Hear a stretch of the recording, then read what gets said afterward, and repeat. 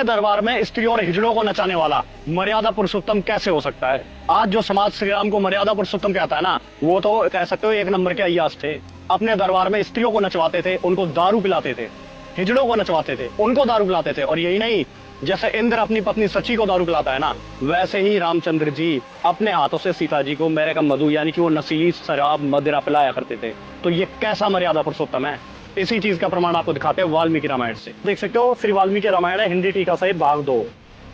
इसके अंदर आप आएंगे उत्तरकांड सर्ग 42। श्री रामचंद्र जी बैठे सीता जी को बाएं हाथ से ग्रहण कर पवित्र व मेरे मधु यानी कि आप संस्कृत में देख सकते हैं मधु मेरे कम यानी कि मेरे कम मधु शराब पिलाई। अब कई लोग कहेंगे भाई मेरे कम मधु तो पेय पदार्थ भी हो सकता है, मीठा पानी भी हो सकता है। उसका भी आपको प्रमाण दिखाएंगे आगे कि श्री रामचंद्र जी ने पिलाया यानी कि मेरे कम मधु शराब उनको पिलाई।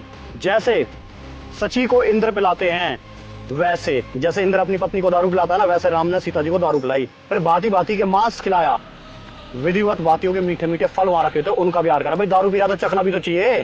जैसे स्नैक लिया हुआ ना आज के लोग, नमकीन वगैरह ले आए, कुरकुरे ले आए, वैसे वो मांस और ये फल वगैरह रखते थे दारू के।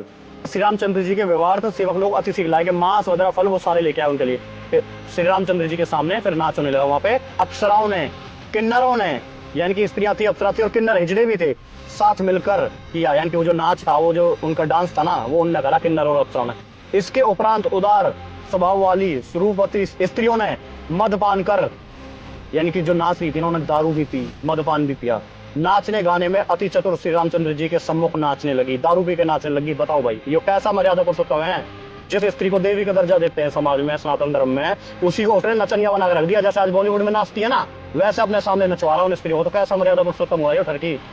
मन को आराम देने वाली स्त्रियों को श्री रामचंद्र जी ने, जो कि रमण करने वालों में श्रेष्ठ और धर्मात्मा थे, ये धर्मात्मा बता रखा है, जो उनको नचा रहा, दारू पिला रहा है।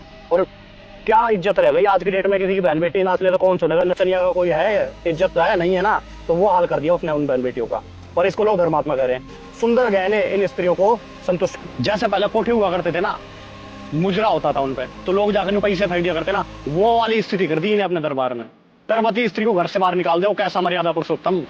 आज की डेट में जो ज्यादा इसको मर्यादा पुरुषोत्तम मान रहा है ना, किसी का दामाद उसकी बेटी ने प्रेग्नेंट करके घर से बाहर काट दे तो उसे मान लियो मर्यादा पुरुषोत्तम है। आरती तार लियो उसकी, नहीं कर सकते ना, तो हम इसे एक्सेप्ट क्यों कर रहे हैं। कबीर साहब वो पूर्ण परमात्मा है जिन्होंने पूरी सृष्टि रची है, वही आदि राम है। राम जात के ठाकुरा, कृष्ण जात अहीर और ब्रह्मा जात कुमार है, वो सबका बाप कबीर। अब यूट्यूब पर सर्च करें संत रामपाल जी महाराज यूट्यूब चैनल पे और जाने वो तत्व ज्ञान जिससे आपका पूर्ण मोक्ष हो सकता है, आपका उद्धार हो सकता है और आप एक सभ्य समाज के निर्माण में अपनी भागीदारी दे सकते हैं। सत्साई।